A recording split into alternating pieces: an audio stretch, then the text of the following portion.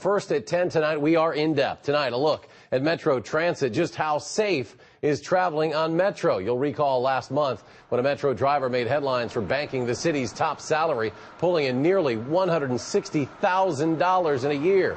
Most of that money came from overtime. And News 3's David Douglas looked into why Metro drivers aren't required to log their time or limit their hours like other commercial drivers. And tonight, he's live at the West Transfer Station with a look at Metro's safety records tonight. David?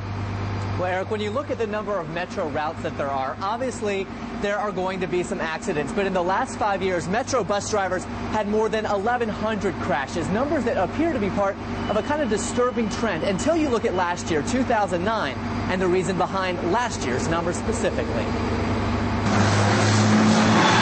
Millions of miles a year.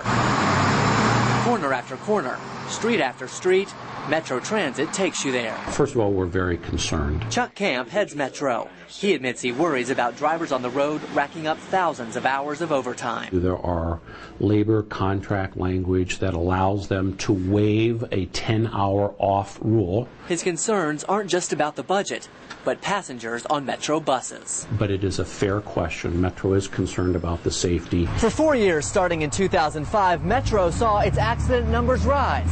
Then it did something about it. According to records obtained by News 3, in 2005, Metro had 177 crashes on its main service. By 2008, the number revved to 272. We made a push to have all of our drivers go through refresher training. We had behind-the-wheel training for all of those drivers. By the end of 2009, the year the training was conducted, Metro cut its crashes by nearly a third.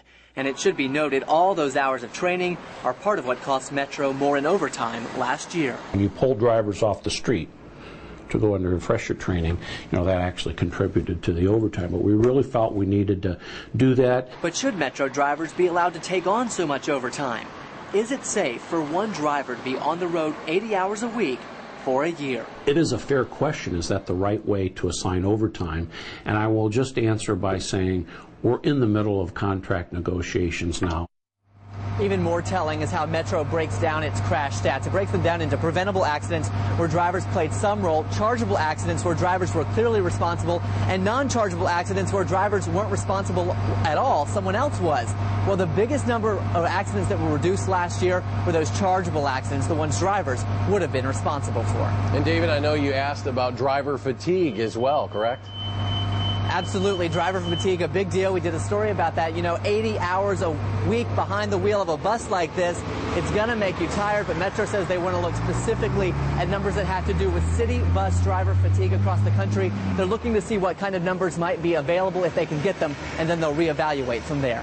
News 3's David Douglas reporting live at the West Transfer Point at Tokay and Whitney tonight. David, thank you very much. Now, Metro has a progressive discipline policy for drivers involved in those crashes. A written warning comes with the first accident. Drivers are discharged if they have 3 major accidents in a 12-month period, and a driver must have 5 minor accidents in 12 months to be let go.